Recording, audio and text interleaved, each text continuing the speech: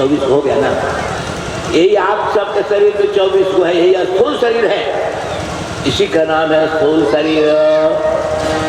ये शरीर यहाँ छूट जाएगा, उसी कहते हैं मर गए, स्थूल शरीर धर गए, अब अपने निकल गए। हाँ, कैसे निकल गए पता नहीं चलता है। बड़ा सुंदर एक संत ने भजन में कहा है, जब निकल गया शरीर से जीव तो उसकी सेवा करने वाले उसकी पत्नी थी बुद्धि रोने लगी, रोते रोते गाने लगी। जैसे रावण के मरने पर मंदोदरी गा रही थी, अब कह रही थे राम विमुख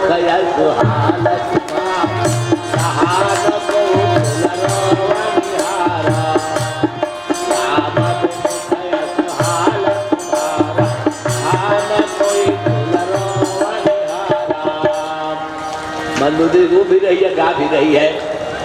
ऐसे बुद्धि आत्मा को निकल के बुद्धि रो कह रही है, गा रही है। क्या गा रही है सुनिए कि ना जाने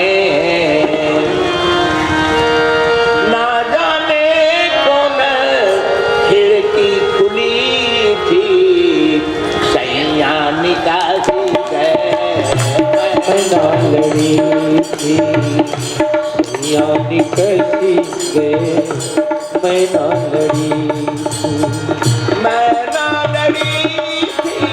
मैं ना लड़ी थी, मैं ना लड़ी थी, मैं ना लड़ी थी, सैया निकसी है मैं ना लड़ी थी, सैया निकसी है मैं ना लड़ी।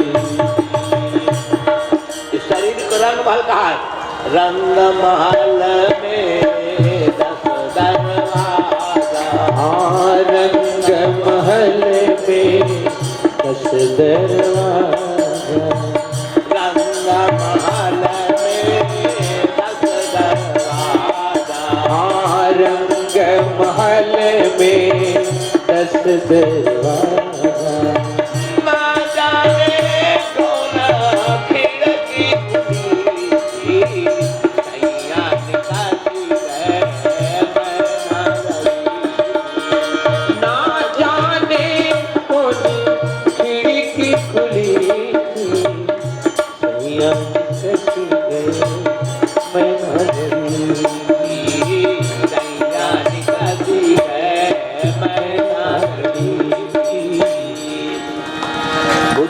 है हमने लड़ाई नहीं की थी, फिर भी रंग महल की कौन सी इस महल की खिड़की खुल गई थी और निकल गए। उसके निकलने के लिए खिड़की खुलने की भी आवश्यकता नहीं।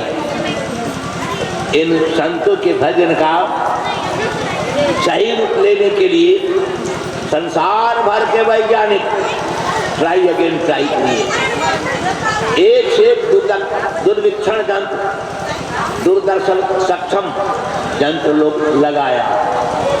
एक मरणासन व्यक्ति को डॉक्टर कहा कि घड़ी घंटा में मरने वाले हैं। उस मरणासन व्यक्ति को और लोहे की चारों कड़ी दीवार के बीच में रखा और उसके बाद शीशा के दीवार चारों ओर से बंद दिया और चारों दिशा से दूरबीन लगा करके लोग देख रहे थे शीशा के माध्यम से।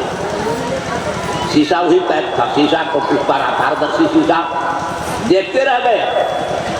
जब शरीर छोड़ करके जीव निकला, आत्मा निकली, तो लोहे की दीवार शीशा की दीवार चरचरा कर फट गए, टूट गए और धुआं जैसा भीतर भर गया।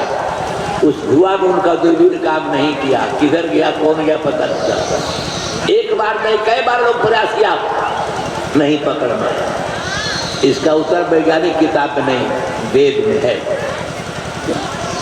श्वेताश्वतर उपनिषद में कहा ऋषि ने बालाग्र शतभागस्य शतधा कल्पितस्य च भागो जीवस्य विज्ञेय सजानन चाहे कल्पते। जीव कितना छोटा है शरीर रहने वाला, कि अपने बाल के अंग हिस्सा ले, नोखी ले, अंतिम बालाग्र सतभ उसको 100 टुकड़ा करो। एक तो बाल का अगला हिस्सा उसको 100 टुकड़ा करो। बालाग्र शतभाग, फिर 1/100 जो टुकड़ा हुआ उसको 100 टुकड़ा करो। शतधा कल्पित से जाओ, और जो 1/100 का 1/100 भाग वही जीव का समझने के लिए उसका प्रमाण है, उसका वही परिमाण इतना छोटा है। उसको कैसे विज्ञान पकड़ सके, कैसे वैज्ञानिकों का मशीन पकड़ सके, नहीं पकड़ाया। लेकिन गीता में 5,500 वर्ष से भगवान ने कहा, 15वां अध्याय गीता, उत्तमंतम वापी भुंजनवाग्नितम विमूढ़ानानुपश्यन्ति पश्यन्ति ज्ञान चक्षुषः। अर्जुन, शरीर में ठहरे हुए जीव को, खाते पीते सोते हुए जीव को, शरीर छोड़ के निकलते हुए जीव को विमूढ़ा मूर्ख लोग नहीं देखते। वैज्ञानिक सब मूर्ख ही है। गीता करे मूर्खों को दिखाई नहीं पड़ता है। तब पश्यन्ति ज्ञान चक्षुषा, ज्ञान दृष्टि मिल जाए तो उसे देख सकते हो जीव को। आई दूरबीन से देखता ही नहीं, आंखों से देखना चाहता है, इसलिए दूरबीन फेल, आंख भी गेल, दर्शन न भेल, नहीं दिखा। इतने सूक्ष्म जीव है। आवाज निकलता है अकेले नहीं, मनस्स्थान इंद्रियाणि प्रकृति स्थान निकल सती। गीता 15वां अध्याय 6वां श्लोक कहते हैं कि ये मनस्स्थान इंद्रियाणि, 5 इंद्रियों के साथ मन को भी लेकर निकलता है। इसी आधार पर न्याय दर्शन कहता है मन सबके पास है। वो कैसा है? सुखात्युपलब्धि साधन मना तत् प्रतिशयनम भिन्नो विभुर्नित्यं च। न्याय दर्शन, सबके पास मन है, अलग बुद्धि है, अलग, वह नित्य है। परमाणु रूप बड़ा सूक्ष्म मन भी है, लेकिन वह इंद्रियों के साथ संपर्क करके इंद्रियों के विषयों को पकड़ कर रिपोर्ट बुद्धि को देता है। बुद्धि आत्मा को रिपोर्ट देती है। तब आत्मा से आदेश होता है कि पैरवा के नीचे गुलगुल है, सांप हो सकता है। आदेश मिला, गोड़ भाग चला शरीर लेकर, होता है बहुत झटके में, बहुत कम समय लगता है। कोमल गुलाब की पंखुड़ी को एक पे एक सरियाओ, एक के बाद दूसरा, दूसरे बाद 100 पंखुड़ी सरियाओ, महीन का सुई से ऊपर से चुभो दो, एक दल को तोड़कर दूसरे दल में सुई के नोक प्रवेश कर, उसका नाम है त्रुटि। वो त्रुटि कहलाता समय में। इतना सूक्ष्म समय का ज्ञान इस सेकंड पर चलने वाली भूल घड़ी बनाने वाले को नहीं है। एक पंखुड़ी को छेद करके दूसरे पंखुड़ी में प्रवेश करते जितना समय लगता है, उसी का नाम है त्रुटि।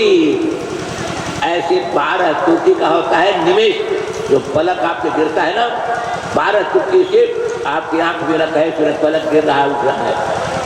12 त्रुटि काल का इतना सूक्ष्म अध्ययन जितना हमारे शास्त्रकार पहले दिया, आज तक पता न चला। इसीलिए काल भगवान स्वरूप है।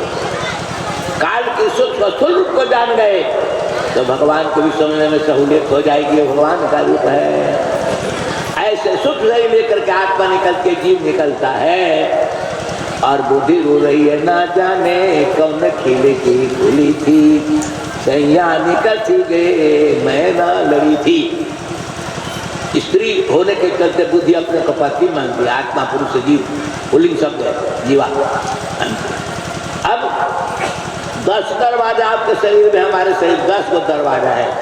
दरवाजों गिन लो, 10 को तो है।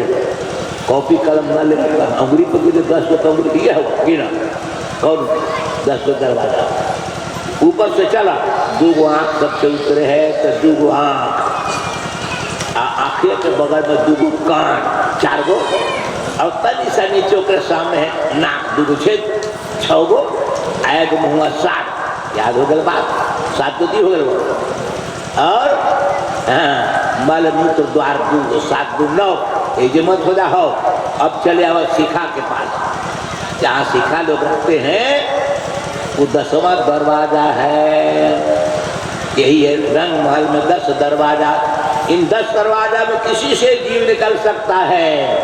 क्यों निकलता है? कर्म के अनुसार। चोर जो आवा है घर में, वह सेन काट के आता है। सेन से निकला सदर दरवाजा से न निकले। ऐसे चोर से भी बारीक चोर है जीव। शरीर को समझ गया कि हमारे लायक नहीं तो छोड़ कर भाग जाता है। कैसे निकलेगा? जैसे जिस ऊपर का द्वार है, उसे निकला है ना, तो ऊपर के लोक में जाता है। अगर आंख उलट की गई तो नयन पुतरिया। अगर मरणासन व्यक्ति की आंख उल्टी हुई है, आंख से लोर गिरा है या खून के बूंद दिखाई पड़ता तो आंख से निकल गया जीव, प्राण वायु के लेकर चला गया जीव आंख से। आंख ठीक है, लगे थी कि टकर टकर देखे था बाबा, लेकिन जीव न बा। कहाँ गई बा? तो ध्यान दई। कान से अगर ईद गिरा है, खून गिरा है, कान सूजा हुआ है, दोनों कान में कौनो कान, तो समझी कान से जीव निकल गया, आत्मा निकल गई। लेकर के मनाजी इंद्रियों को, मन संस्थान इंद्रियाणी, मन के साथ 5 जानवरों के निकल गया कान से। अगर नाक से नेता गिरा है, नाक में कुछ सूजन भी है, तो मुझे नाक के छेद से जीव निकल गया। मुँह बवाल है, मुंह बवाल है, दांत में पुरायल है, तो मुँह से जीव गेल है। और का रिक्शा से टक्कर पहले चल गए, हाँ मुँह बवा गए, चल गए। तो 7 द्वार से गया तो ऊपर ही जाता है।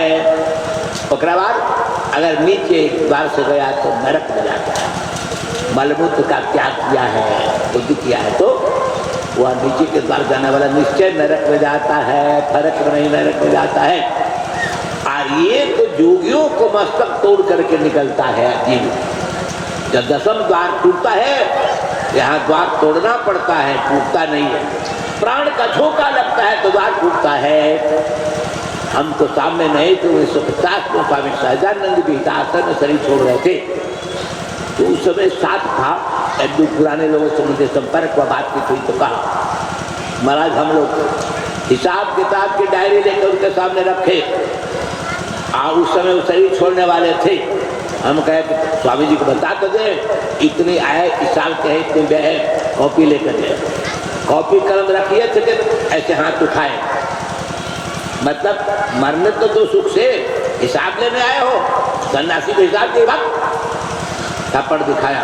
लोग किताब लेकर हट गए, कॉपी लेकर हट गए। एक आध बच गए तो उनको इशारा किया कि हमारा पैर नहीं मुड़ रहा है, आसन लगा दो। तो वो समझ गया, सेवा में रहता था, दोनों पैर को सिद्धासन लगा दिया। सिद्धासन, सुखासन, पद्मासन, बहुत से आसन होते हैं। हमरो गोड़ छूटल तो समय छूटल तो सब बताते, मैं चुप होता देती हूँ। तो सिद्धासन में बैठा दिया। उसके बाद लोग और आ गए, स्वामी जी शरीर छोड़ रहे हैं। आवाज हुई, इधर उधर क्या आवाज हुई, गौर से फिर देखा, यही फटा था। थोड़ा सा खून हल्का निकला, ये फटा। मस्तक तोड़कर स्वामी सहजानंद का शरीर निकला। शास्त्र कहता है कि 2 आदमी संसार में लौट कर नहीं आता है, विधवा के लिए, बालक के लिए, अनाथ के लिए, उसकी संपत्ति रक्षा के लिए, उसकी मर्यादा रक्षा के लिए। युद्ध में जो मारा जाता है वो संसार में नहीं आता है। और जो योग के द्वारा प्राणायाम किया है, प्राण माने ऑक्सीजन, उसका आयामन विस्तार, रेचक पूरा पूर्ण के प्राण व्याह करते, जब इन तीनों का अभ्यास कर लेता है, प्राणवायु पर अधिकार हो जाता है। परिप्राण जो योग युक्ताचारण जाभिहतो रतः, रण में जो युद्ध के मैदान में विधवाना संपत्ति या प्राण की सुरक्षा में जो प्राण दे देता है, युद्ध मैदान में प्राण देता है, वो अभी संसार किया। परिव्राट जो सन्यासी है, परित्यज्य सर्वम प्रतिदिन परिव्राट, सब कुछ छोड़ करके कहीं मन का लगाव नहीं हो तो परिव्राट होता है। ऐसा शरीर के 10वां द्वार तोड़, यही 10 दरवाजा है रंग महल में, 10 दरवाजा। लेकिन पता आप लगाना चाहो तो लगा सकते हैं, बहुत कम ऐसा मिलेगा, लाखों करोड़ों में शायद ऐसा कोई मिलता है। तो ये 5 ज्ञानेंद्रियां और मन के साथ लेकर के जीव निकलता है। महाराज दशरथ के राम राम कहने के बावजूद भी दसम द्वार से प्राण नहीं निकला। राम राम कही राम कही, राम राम कही राम, तनु परिहार रघुबर बिरहा, राम गए सुरधाम। सुरधाम गए, सुर मन देवता के धाम, स्वर्ग में रह गए। वैकुंठ ना गए, साकेत ना गए, गोलोक ना गए, त्रिपाद विभूति में ना गए। क्यों न गए? क्योंकि राम का चिंतन करते भले शरीर से निकला, लेकिन मन में कैकेयी के प्रति रोष था, क्रोध था, ईर्ष्या था। कैकेयी के चलते मुझे आज मरना पड़ रहा है, राम का राज्याभिषेक मैं नहीं कर सका, मन का मनोरथ पूरा नहीं हुआ। अब पूरा होने में बाधा डाली कैकेयी, इसलिए स्वर्ग में रह के आगे न गए। क्योंकि आगे लिखा है कि जब राम रावण पर विजय पा गए, देवता लोग आ रहे थे, स्वर्ग फूल वर्षा करते भगवान श्री राम का अभिनंदन करने के लिए। विजय के बाद दशरथ भी कहा था कि क्या मैं भी चल सकता हूँ आप लोगों के साथ अपने विजयी राम को देखने के लिए। मेरे चलते 14 साल दुख झेला है, अब तो प्रसन्न मुद्रा उसको देखूंगा ना, आप लोग सहयोग करें तो हम चले। तो कहा चलिए, तो लेकर देवता लोग आ गए महाराज दशरथ को, लंका में आ गए देवता, दशरथ भी आ गए। वहां पर राम लक्ष्मण को देखा, अभी सीता नहीं आई है, तो लक्ष्मण को इशारा कर श्री राम ने कहा कि देखो पिताजी आ गए देवताओं के साथ, प्रणाम इनको करो। कहा कि इसी के चलते दुर्दशा हो जाए तो हम प्रणाम करेंगे। प्रणाम उसके लिए किया जाता है जिसके प्रति श्रद्धा हो। तो श्रद्धा को तो भैंस के गोबर ने बीग दिया खेत में, गाय को तो रखा कि ना घर वो लिपा, ये भैंस गोबर ने बीग दिया हम लोगों को, फिर इसको हम प्रणाम करेंगे। इसलिए श्री राम ने कहा कि अगर तुम प्रणाम नहीं करोगे तो मेरी सेवा क्या करोगे, मेरी बात नहीं मानोगे, बार बार का तो मैं ही करूँगा। अच्छा ठीक है, आपको और है तो प्रणाम कर लेके ऊपर एक के मन से भीतर से महात्मा न गई। वाल्मीकि रामायण में देहात तका दिया, इस बूढ़े को मार डालूंगा, बेकसूर भैया से राम का जंगल भेजा है, हम हनिष्य पितरम प्रथम काम प्रथम कदम। वाल्मीकि रामायण लक्ष्मण मार डालूंगा। तो श्री राम ने प्रणाम किया, क्योंकि दशरथ चुपचाप खड़े हैं, प्रणाम नहीं तो हाथ नहीं जोड़े हैं। यही अवसर रामचंद्र लंका कांड, यही अवसर दशरथ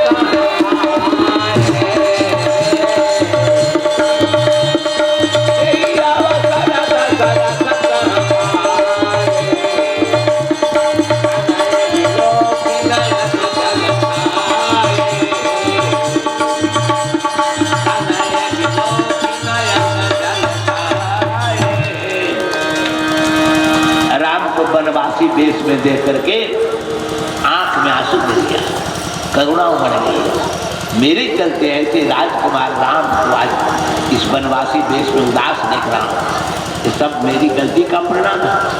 आंख में आंसू आ गया, रोके नहीं कहा। श्री राम ने प्रणाम किया, लेकिन कहा लक्ष्मण तुम ही चलो साथ से लेकर। जब साथ आए लक्ष्मण का प्रणाम किए, तो साईं जी कहते हैं क्या अनुजा सहित प्रभु वंदन,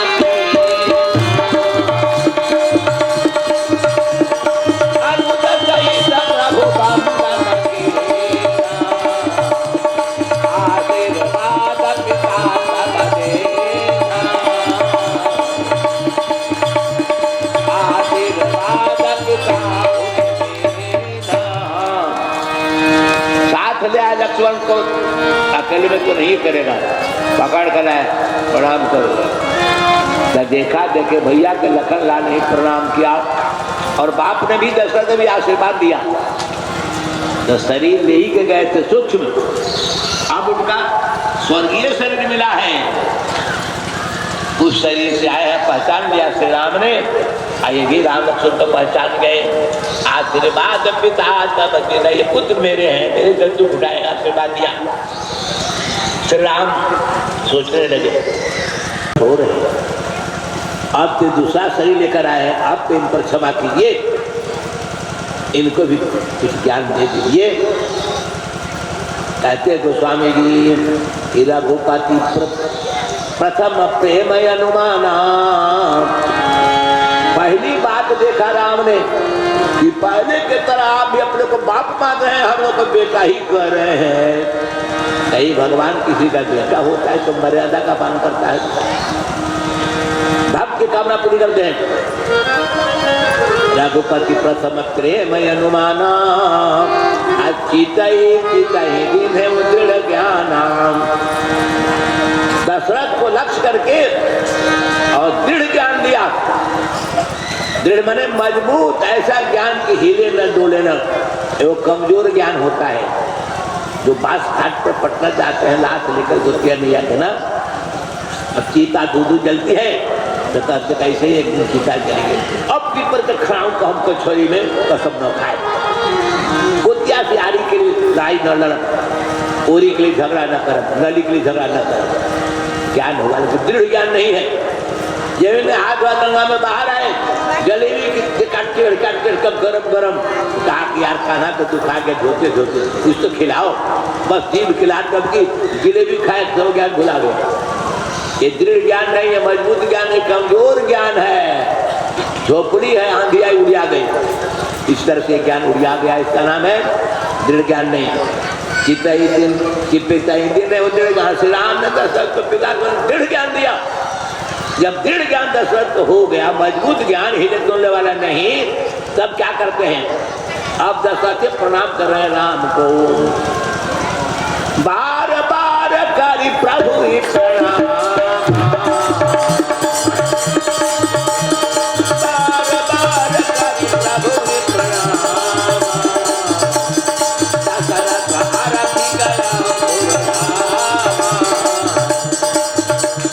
दशरथ आरती गया के कई बात की जब विश्वामित्र दिए थे, ज्ञान खहार नहीं गया, बाहर गया। ये ज्ञान क्षणिक होता है, कुछ देर के लिए होता है। जो ज्ञान ठहरे भरे नहीं, उसी ज्ञान का नाम क्या है? विवेक।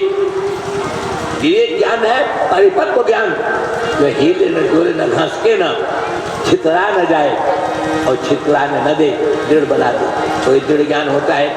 अब क्या परिणाम निकला? अब आशीर्वाद नहीं दे रहे हैं, अब खुद प्रणाम कर रहे। जो अभी आशीर्वाद दिए थे कुछ देर पहले, और चितई पितई दिन है वो दृढ़ ज्ञान, आराम में ज्ञान दिया। तब बार बार, एक बार नहीं, बार बार प्रणाम कर रहे हैं। जिस बेटे का आशीर्वाद उसको प्रणाम कर रहे हैं। यही अंतर होता है ज्ञान में अज्ञान में। संसार में तो सब आए हैं, इसी में ज्ञानी भी मिल जाते हैं। देह धरे का दंड है, सबका भूख हुई, और ज्ञानी भूखते ज्ञान से, मूर्ख भूखते रोई। संसार में दुख तो सबको सहना पड़ता है। रामकृष्ण परमहंस को कैंसर हो गया।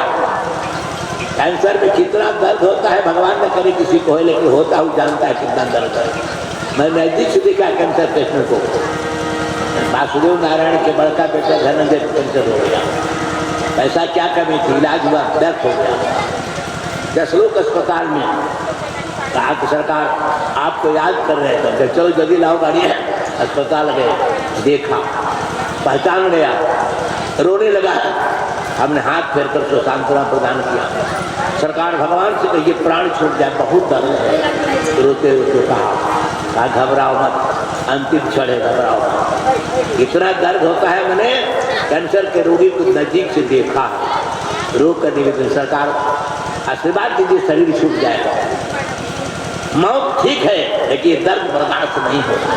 इतना दर्द था। धनंजय बड़ा डॉक्टर के पास होता, खैर भगवान ने प्रार्थना सुन ली, मरेगा, उसको श्राद्ध उतरा दिया। साल होने लगा, साल अक्टूबर में साल लग जाएगा। तो कितना दर्द होता है। गरुड़ पुराण में कहते हैं व्यास जी महाराज कि वृश्चिक दंश समोव्यथा, सत वृक्ष 100 बिच्छू के मारने पर जितने डंक से लहर शरीर में चढ़ता है, अपराधियों के अपराध से प्राण निकलता है कि उतना ही दर्द होता है। प्राण निकलता मारता दुख दुख हो, दर्द होता है, दर्द होता है।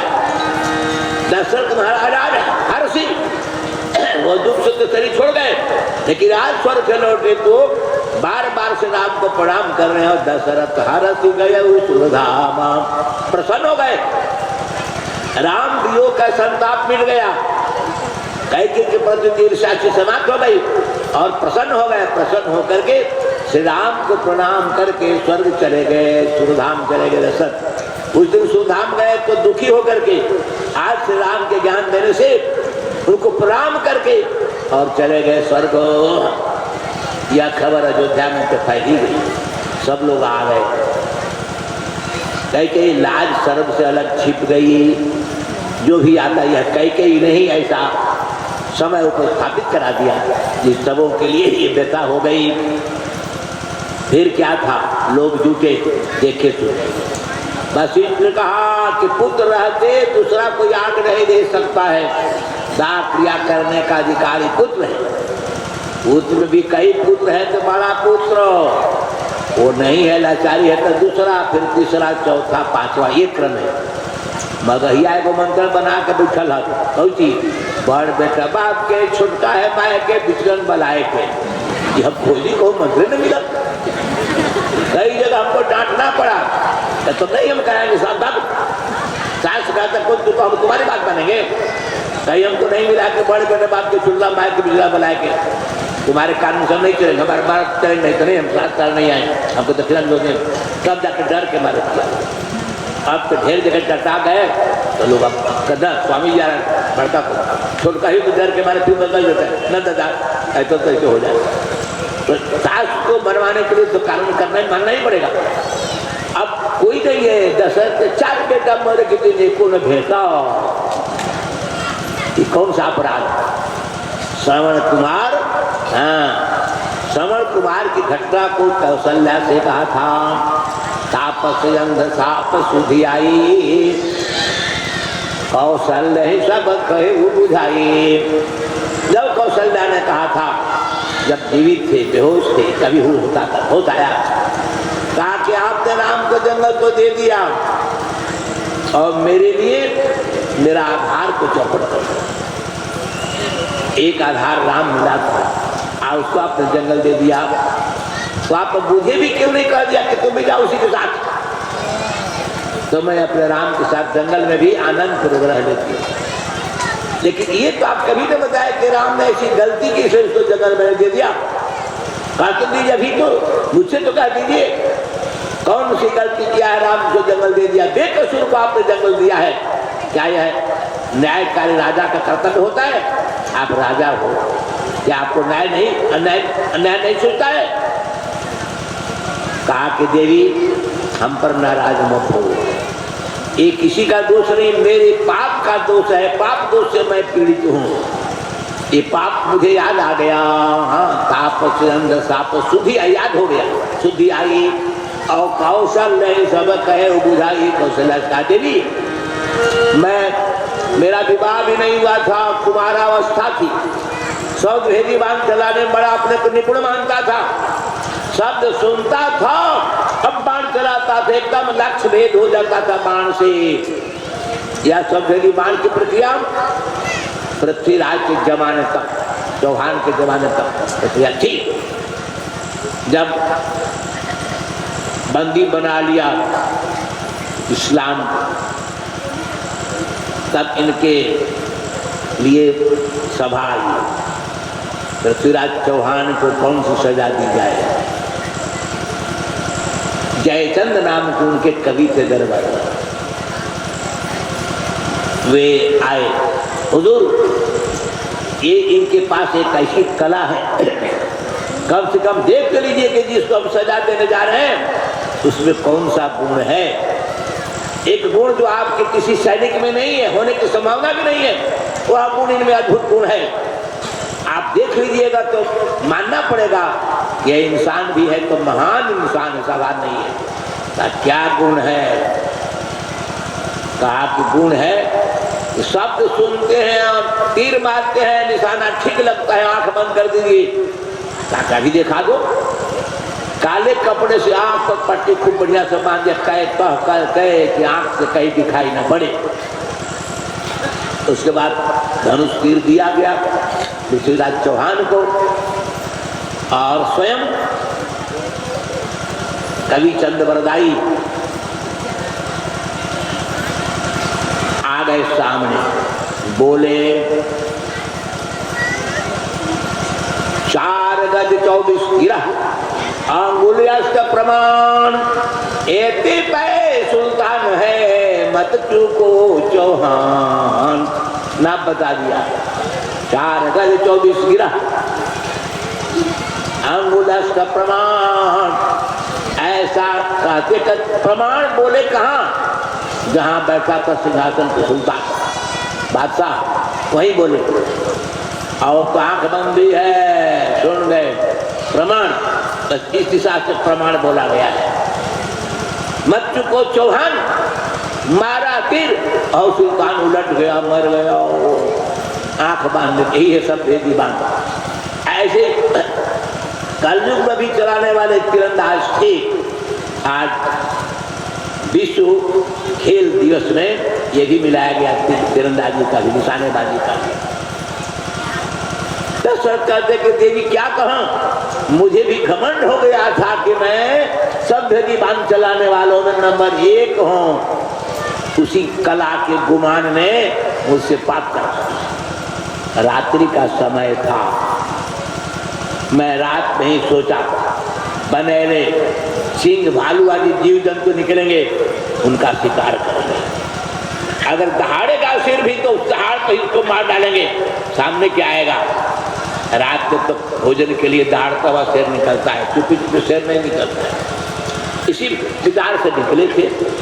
संयोग से श्रवण कुमार अपने माई बाप प्यासे को अलग वृक्ष तले रख करके पानी भरने आया था। सरजू में कलसी से जो जल भर रहा था, आपको मालूम ही है, जल भरिएगा तो छोटा मुंह कलसी में पानी बब बब करके जाएगा। आवाज हुई, कलसी बड़ी होने से सामने से छाती के सामने कलसी भरा था, आवाज हुई। उस आवाज को समझ गए दशरथ, हाथी गड़गड़ पानी पी रहा है, बड़ा बड़ा कोई आवाज, कलसी की आवाज तो हाथी की आवाज समझ, इशारा मार दिया। यहाँ से होकर सीधे छाती में लगा तीर। कैसा तीर था, बीच में बुझाया हुआ, बजाते हुए तीर को 20 मीले जल में ठंडा किया गया। उस तीर में भी विष का प्रभाव आ जाता है। यदि चुभ गया तो आपके नस नाड़ी से प्रभावित होने वाला खून में भी जाएगा और तड़प तड़प के आदमी मर जाएगा, वो जिंदा हो नहीं सकता, फिर कोई जिना नहीं सकता डॉक्टर जी को। यही विष वाला बाण मारा, छाती में बाण लगा, चिल्लाकर बोला मैंने किसका अपराध किया था, बेकसूर मुझे किसे मारा। आदमी का बात तो गधोड़ी पे हाथी नहीं है। देखा एक तपसी बालक है, बेटा मुझको लिए हुए, कहा कि भूल मुझसे, मैं दशरथ हूँ, अयोध्या का राजा, मैं भूल से तीर मार दिया, मुझे गलती क्षमा दो। कहा कि मैं तो क्षमा दे दूंगा, लेकिन मेरी माँ मेरे बाप प्यास से पीड़ित है, वो अगर क्षमा दे दे तो आपको भला हो सकता है। अब ये विष से बुझा हुआ बाण जलन पैदा कर रहा है, मैं तड़प रहा हूँ, जल्दी बाण निकाल दो। लेकिन बाण निकाल कर कलसी ले जाना, बिना पता बताए पिला देना मेरी माए बाप को, पानी कम से कम, सब सारी बात बताना। बाण निकालते हो तो मर गया, श्रवण के प्राण निकल गए।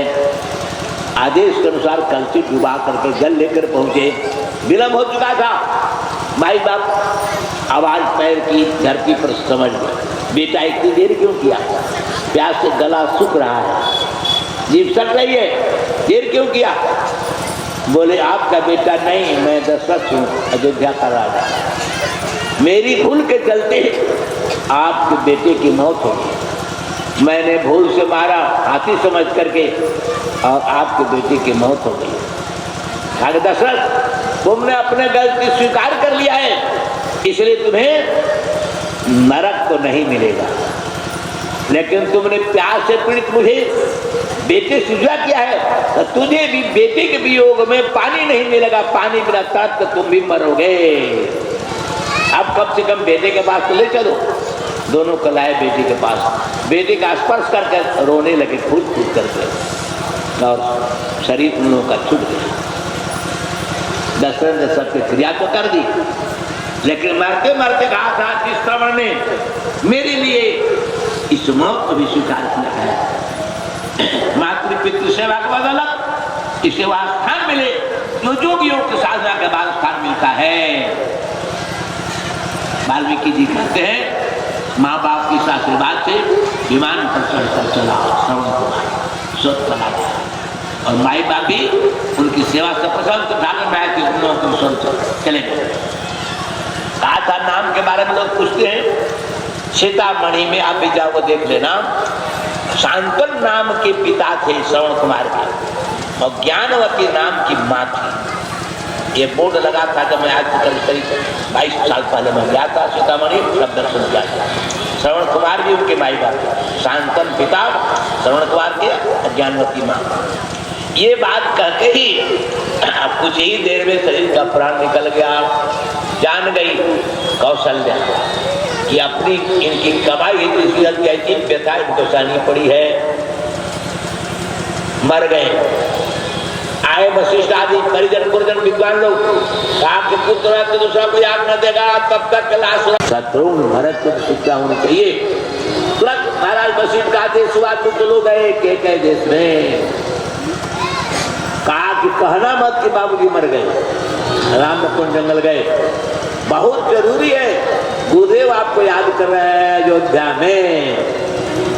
कम से कम 1 सप्ताह पहले से भरत को शत्रुघ्न को सपने आ रहे थे।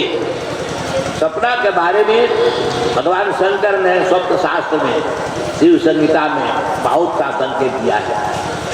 नजदीक आपको मौत आ जाएगी तो क्या क्या सूचना मिलेगी, सुन लीजिए। शंकर कहते हैं कि स्वप्ने पश्यति आत्मानं क्षणमासाय निरीक्षितम् करनाशा करादिनं छेदनं पंकमंजनम खरोष्ट महिष्यानं तैलाभ्यन्नं च मृत्यवे। भगवान शंकर कहते हैं पार्वती जो सपना में देखता है, क्षणमासाय निरीक्षितम् 6 महीने जब आयु शेष रहते थे सपने होते हैं। क्या क्या होते हैं?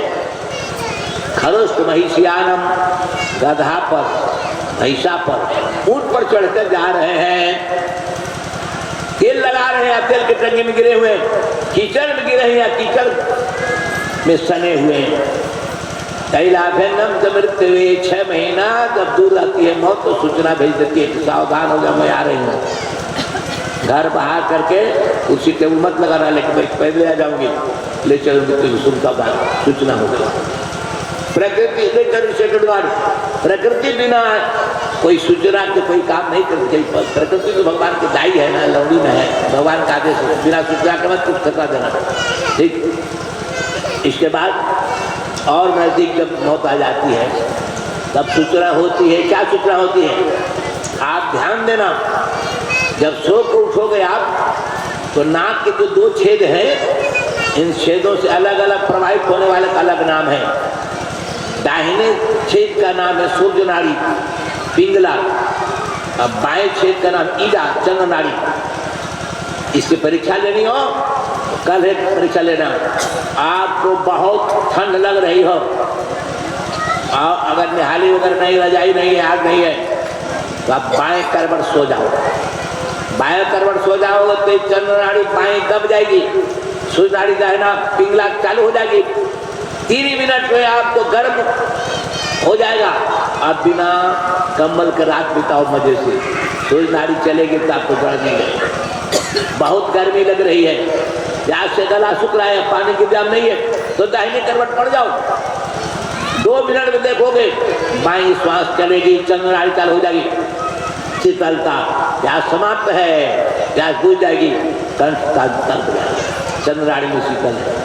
सबके पास है, भगवान ने सबको साधन दिया है। आप प्रयोग न सीखोगे तो दुख से सीखोगे, सीखते रहोगे। प्रयोग करके देखो। कह रहा हूँ सो कथा नहीं, प्रैक्टिकली लाइफ यूज करने कह रहा हूँ। तो भरत के सब हो रहा था, सूचना मिल रही थी, लेकिन हाँ बहुत जल्दी घटना होने वाली है। क्या सूचना मिली? एक काली पलू की धमघोसी औरत आई और तमाचा मारकर जगा गई। अगर ऐसी घटना 3 दिन दिखाई पड़े तो स्वयं के लिए अपने आत्मीय जन्म में से 1 सप्ताह के अंदर आदमी मर जाएगा, मौत का दुख झेलना पड़ेगा। और लाल फूलों की माला, लाल वस्त्र पहनकर दक्षिण दिशा में हम जा रहे हैं।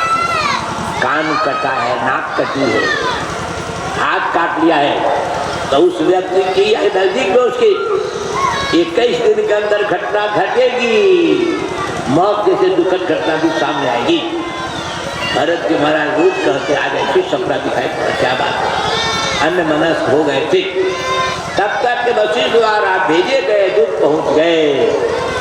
दूत एक बैठ देख करके भरत जी ने पूछा समाचार, पिताजी ठीक है ना, भैया ठीक है ना, और सब पूरा सब है ना? कहा कि सब ठीक है महाराज, गुरुदेव के आदेश से भरत दोनों भाई को जल्दी ले आओ, जो आवश्यकता है। भरत तो समझ गए कि यही शब्द कह रहा था, कुछ घटना घटी है जो एक व्यक्ति कह नहीं रहा, इसका भी चेहरा कह रहा है गड़बड़, इसलिए चल तो दिए भरत जी महाराज, लेकिन आने में विलम्ब हुआ। अयोध्या में प्रवेश करते हैं, मिलते हैं, सब लोग हाथ जोड़ते हैं, मुंह से बोलते नहीं, मुंह खोलते नहीं है, बात कुछ बोलते नहीं, और शंका बढ़ गई। सबों को जो प्रणाम करते आशीर्वाद देते पहुंच गए राजमहल के पास। सुना सुना राजमहल, घबराए कि जरूर कुछ राजमहल में घटना घटी है। फिर तो माँ कौशल्या बड़ी थी ना, प्रणाम करने पहुंच गए। वाल्मीकि रामायण कौशल्या से मानस कौशल्या में बड़ा फर्क है। वाल्मीकि रामायण की कौशल्या कहती है, भरत तुम्हारा मन चाह हो गया, यही माँ ने तेरे राज ले लिया, लेकिन मेरे लिए तो कांटा बो दिया।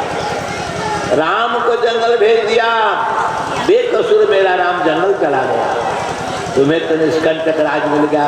भरत अच्छी तरह से राज भोगो। सुन के उनके शरीर में आग लगी। माँ ये क्या कहती हो?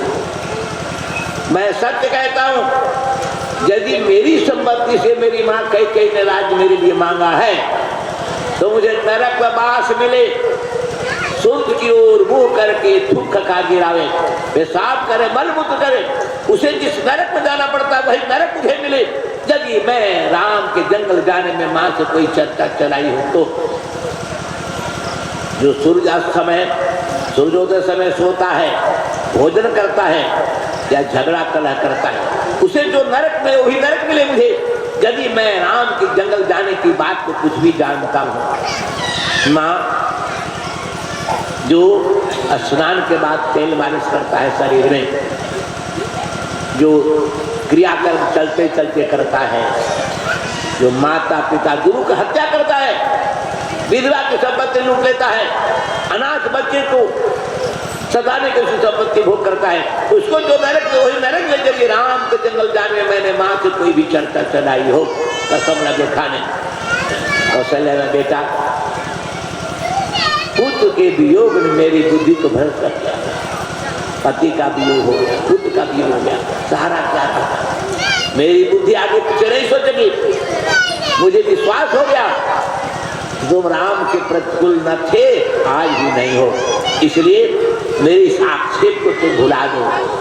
अब बड़े प्यार से गोद लिया, मुख चुम्बन किया, माथा सूंघा, कहा बेटा अब तेरा कर्तव्य बन गया, जो जानात हो गई, पिताजी नहीं रहे। गोस्वामी जी ने सारे दुखों के दोहे में लिख दिया, भारत ही बिसरे मुक्ति तू मरण, भारत ही बिसरे मुक्ति तू मरण, सुनत राम बन गान, एक तू अपन पाओ जान जियो, थकित भय उधरि मौन, सियावर रामचंद्र की जय। मेरे चलते भगवान श्री राम को मेरी माँ ने जंगल भेज दिया है, पिता मौत से होने वाली व्यथा ठंडी पड़ गई, और श्री राम के वनगमन के पीछे मेरा हाथ है, या सुन कर तो वह व्यथा हुई जिसके चलते उनका लगा कलेजा फट जाएगा, दुख बर्दाश्त नहीं। आज तुरंत चले गए कई के पास, पूरी अयोध्या में कई है जो हवार करके प्रसन्न होकर के भरत की अगवानी करने के लिए आगे बढ़ गई। बेटा नानी तुम्हारी ठीक है ना, नाना ठीक है ना, मामू ठीक है ना, समाचार मेरा सही है ना, कुछ कुछ अयोध्या में गड़बड़ हुआ तो कोई बात नहीं है, ताकि तुम्हारे बेटा देखा, पुतोह देखा, तुम लोग जैसे बेटे को देखा, सब कुछ देख लिया। राज करते करते बूढ़े हुए तो बुढ़ापा तो सुना है मौत के लिए चलेगा, तो कोई दुख की बात नहीं है। अब तुम राज संभालो, तेरे लिए मैंने राज्य डिस्कंटक कर दिया। 14 साल के राम यहाँ नहीं आएंगे, तुम राज संभालो। भरत ने दी ऐसी बात सुनने के बाद उत्तर दिया। वाल्मीकि रामायण का श्लोकों का भावानुवाद है, सीधे अनुवाद नहीं। तो स्वामी जी ने कहा, अरे पगली, मेरे लिए तुमने राज्य मांगा? कब तुझसे कभी चर्चा मैंने की है कि मुझे राज्य चाहिए? जिस खानदान में मेरा जन्म है, सूर्यवंश में बड़े बेटे को राज्य मिलता है, मैं कब राज्य के लिए तुमसे प्रस्ताव रखा था कि तुमने मेरे लिए राज्य मांगा? भरत कहते हैं, भरी सभा में अकेला में नहीं, मेला में जमात में कह रहे, अयोध्या के दरबार में कह रहे हैं कि बरमागत मन भय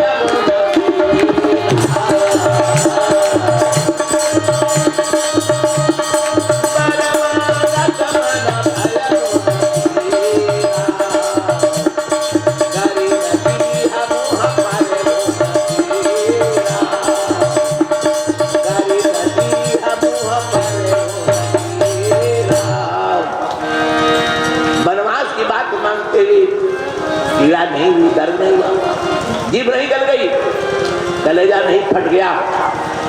जब तय कुमति कुमत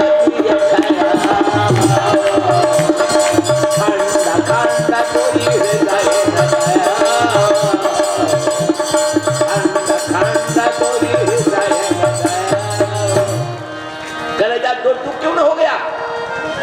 ऐसी बात करते हुए, अरे पगली, वृक्ष को हरा भरा रखने के लिए पत्ता पर पानी डाल रही हो और जड़ को तुमने काट दिया। भरत रूपी वृक्ष के पत्ते को पानी दे रहे, राज्य के लोग से पानी दे रही हो, और जड़ जो राम थे उनको तो काट के बीत दिया जंगल में तुमने। पेड़ काटते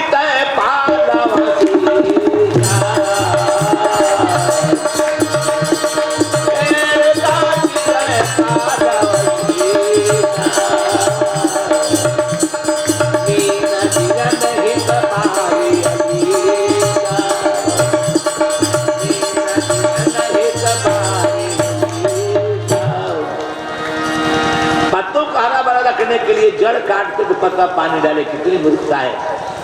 अब मछली को जिंदा रखने पोखरा का पानी बीच दे, अब कहे कि मछली जीवित रहेगी, कितनी मूर्खता की बात। ऐसे मेरे जड़, मेरे लिए जीवन जल राम थे, उनको तुमने जंगल बीच के भी दिया। अब भरत जैसी मछली को तड़प कर मरने के लिए तुम परिस्थिति पैदा कर दी और राज्य दिखाते हो मुझे। कब मैंने तुझसे चर्चा की थी कि मुझे राज्य मिलना चाहिए? अब बिना राय समझते मेरे लिए ऐसे तुमने क्यों किया?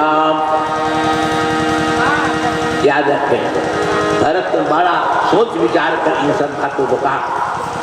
याद रखें, संसार में आज तो 6 अरब से ज्यादा की आबादी, भारत में 1 अरब से ज्यादा आबादी, 1 अरब 35 करोड़ की आबादी, सारे विश्व की आबादी अब 6 अरब से ज्यादा हो चुकी है। अब 6 अरब की आबादी मानव की, पशु पक्षी कीड़ा के मत गिन लेना, मनुष्य की आबादी है। आज सबके पास बुद्धि है, ऐसा कोई नहीं इंग्लैंड, हालैंड, पोलैंड, न्यूजीलैंड जिसके पास बुद्धि नहीं, सबके पास बुद्धि है। आप बुद्धि का 2 नाम है, याद रख लेना। एक अच्छी बुद्धि, उसका नाम है सुमति, माने अच्छी बुद्धि। एक खराब बुद्धि, उसका नाम है कुमति। और सबके पास है, सास के पास, पुतोह के पास, ननद के पास, गोतनी के पास, नानी के पास, नाना के पास, बाबा के, दादी के, भाभी के, सबके पास है अलग अलग बुद्धि। दोनों है, प्योर और श्योर एक नहीं है, सबके पास दोनों है।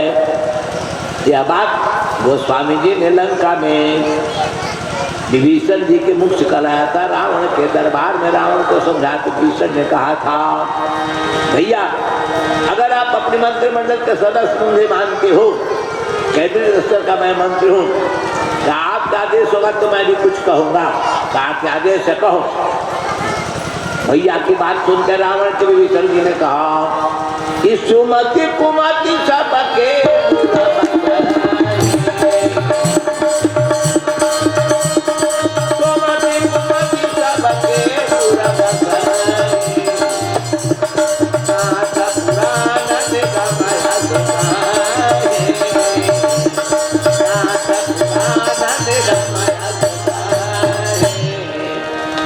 भैया हे मालिक, पुराण निगम वेद पुराण सब कर रहे हैं, 1 लाख वेद मंत्र और 4,18,000 पुराण, 5 लाख का सारांश कह रहा हूं कि सबके पास सुमति और कुमति दोनों हैं। किसी के पास सुमति ज्यादा है तो कुमति कम है। 24 घंटा में तो रात दिन हो ही रहे, कभी रात बड़ी कभी दिन बड़ा, ऐसे ही किसी के पास सुमति ज्यादा है कुमति कम है, किसी का कुमति ज्यादा है तो सुमति है सबके पास। ये वेद पुराण सब कह रहे हैं, 6 लाखों का सारांश मैं कह रहा हूं भैया। अब ये जान के कि आपके पास सुमति है, सुमति नहीं है कि तवाऊ रकुमति बसी है